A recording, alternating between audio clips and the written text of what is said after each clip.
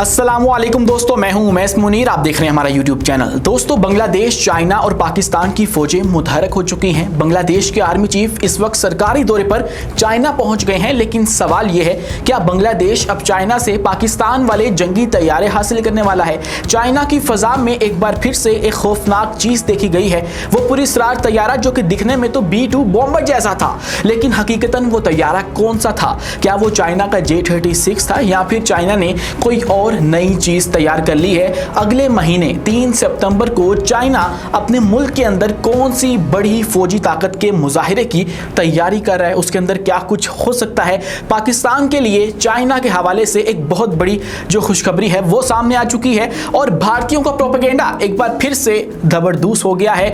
एक शर्मिंदगी वाला मोमेंट कैमरे ने कैप्चर कर लिया है। वो क्या है, आज की वीडियो में इन तमाम पर गुफ्तगू की जाएगी, लेकिन उससे पहले हमारी आपसे दस्तबस्ता गुजारिश है कि इस चैनल को लाइक कीजिए, सब्सक्राइब कीजिए और बेल आइकन को लाजमी दबा दीजिए ताकि हर नई आने वाली वीडियो आप तक बर वक्त पहुंच सके। दोस्तों, शुरू करते हैं चाइना से, जिनकी फजा के अंदर एक बार फिर से एक पुरस्कार चीज देखी गई है जो कि दिखने में तो बहुत बड़े साइज की थी। एक जायंट एयरक्राफ्ट आप कहें तो गलत ना होगा। उसके जो पंख हैं वो बहुत ज्यादा बड़े थे, दिखने में वो B-2 बॉम्बर जैसे थे, जो कि अमेरिका का बमबारी करने वाला एक तैयारा है जिसका इस्तेमाल करते हुए उसने हाल ही में ईरान के अंदर जो कि जेर जमीन हमला किया था वो उसकी मदद से किया गया था। लेकिन अब चाइना की फजा के अंदर ये जो तैयारा देखा गया है, इसके ऊपर फिर क्या सराइयां हो रही हैं? क्या ये J-36 है? क्योंकि चाइना के पास जो छठी जनरेशन का पहला दुनिया का छठी जनरेशन का जो J-36 बनाया है उन्होंने, वो दिखने में बिल्कुल B-2 बॉम्बर जैसा है, लेकिन वो बॉम्बर नहीं है, वो एक फाइटर जेट है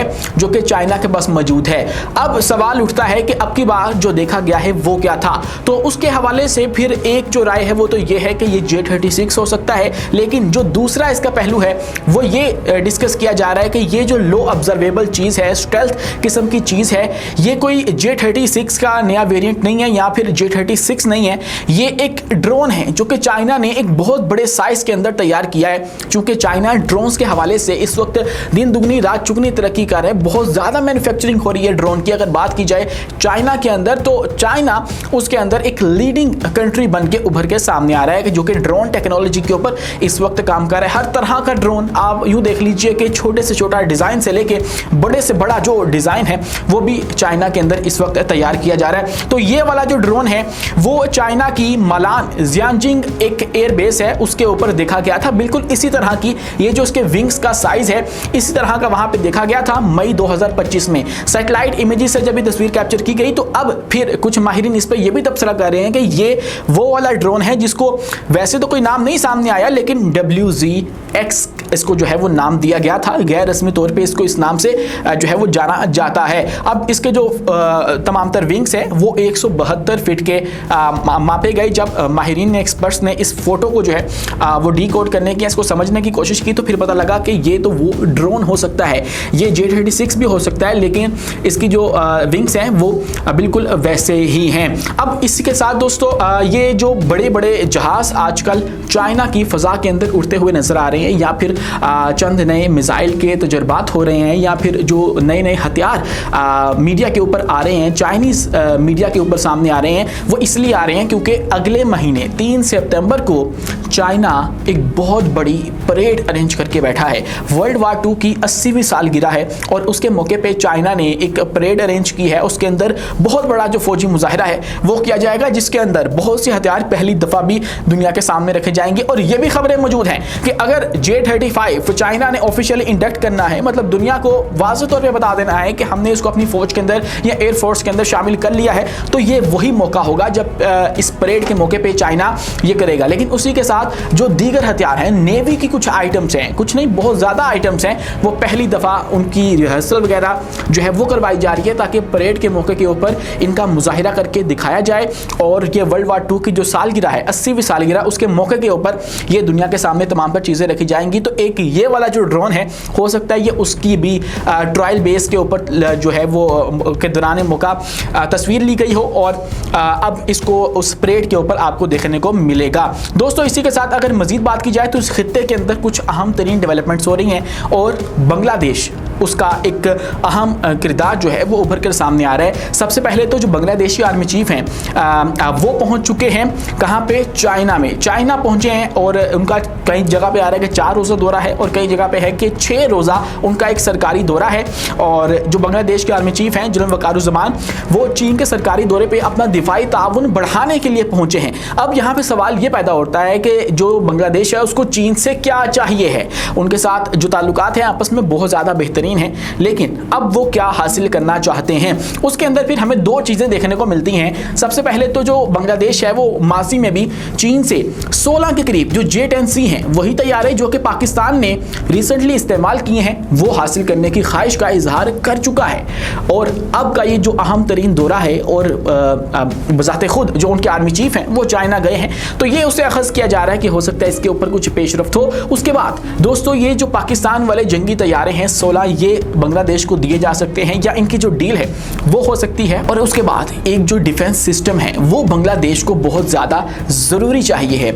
और इसके हवाले से उनके अपने जो एक्सपर्ट्स हैं वो भी ये बात कहते हैं कि बांग्लादेश को एक अच्छे एयर डिफेंस सिस्टम की ज़रूरत है। तो फिर इसके अंदर चाइना के पास बांग्लादेश के लिए एक HQ-9 की ऑप्शन मौजूद है जो कि पाकिस्तान के पास भी है और एक लॉन्ग रेंज का एयर डिफेंस सिस्टम है और दुश्मन के जो मिसाइल हैं उनको बहुत ही ज़्यादा कामयाबी से रोकता भी है, उनको इंटरसेप्ट भी करता है। और हालिया वो भी पाकिस्तान ने इस्तेमाल किया, पाकिस्तान के पास भी है। तो ये पाकिस्तान वाला जो असला है वो अब जंग का आजमाया हुआ है। तो फिर दुनिया चाहती है कि वो चीज़ हम हासिल करें जो कि हालिया दिनों में कामयाब हुई है और दुनिया ने उसका तजर्बा देखा है। तो वो जब कोई भी मुल्क खरीदारी करते हैं तो तमाम तर चीज़ें देखता है कि हमारे लिए बेस्ट ऑप्शन क्या है। तो पाकिस्तान वाले असले से बेस्ट ऑप्शन इस वक्त मुझे लगता नहीं इस खित्ते के अंदर कोई और है जब आपके बिल्कुल साथ भारत बैठा हो, जिससे आपको सबसे बड़ा जो है वो खतरा है। मतलब बांग्लादेश को और किससे ज़्यादा मसला है, भारत से ज़्यादा बड़ी जो थ्रेट है उनके लिए इस वक्त जो है वो खित्ते के अंदर और कोई नहीं है। तो इसीलिए उनको ये पाकिस्तान वाला असला ही चाहिए जो कि भारत को पहले भी नॉकआउट कर चुका है। तो इसलिए शायद वो अब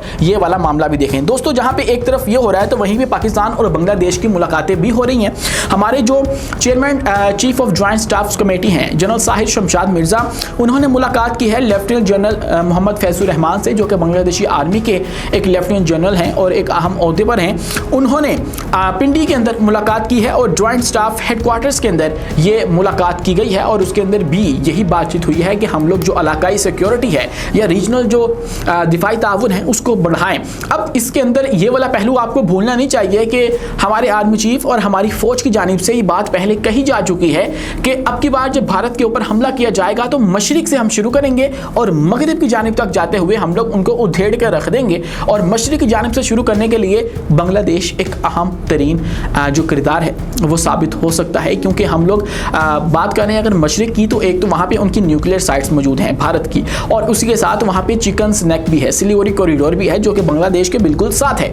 तो हम लोग वहाँ से जो है वो अटैक शुरू कर सकते हैं बांग्लादेश की मदद से। तो इसलिए हो सकता है कि ये जो ताउन बढ़ाया जा रहा है गैर मामूली तौर पे बांग्लादेश को तैयार किया जा रहा है, ये भारत के मुमकिन हमले की सूरत के अंदर पाकिस्तान को जो है या बांग्लादेश को जो है वो तैयार किया जा रहा है पाकिस्तान की जानिब से और चीन की जानिब से। अब तुर्किया का एक अलग से फैक्टर मौजूद है लेकिन उस पर हम माजी में बात कर चुके हैं, मजीद एक और वीडियो उस पर भी आपके लिए तैयार कर दी जाएगी। दोस्तों इसी के साथ बातचीत की जाए तो जब से ये वांगी दौरे पर निकले हैं और भारत गए उसके बाद अफगानिस्तान गए तो बहुत सा प्रोपेगेंडा किया गया था। अब तो चाइना ने भारत के साथ हाथ मिला लिया है, तो अब पाकिस्तान का क्या बनेगा।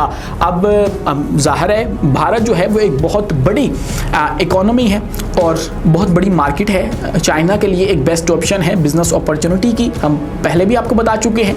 तो अब उसमें पाकिस्तान की चाइना को क्या ज़रूरत है, मतलब क्यों चाइना पाकिस्तान को भारत के ऊपर जो है वो फोकियो देगा। तो इसके ऊपर भी जो वांगी पाकिस्तान के दौरे पर आए थे उन्होंने हमारे बड़ों से मुलाकात की है और उसके बाद उसके अंदर यही पैगाम जो है वो दिया गया है कि पाकिस्तान की खुद मुख्तारी के लिए हिमायत जारी रखने का अज़म है।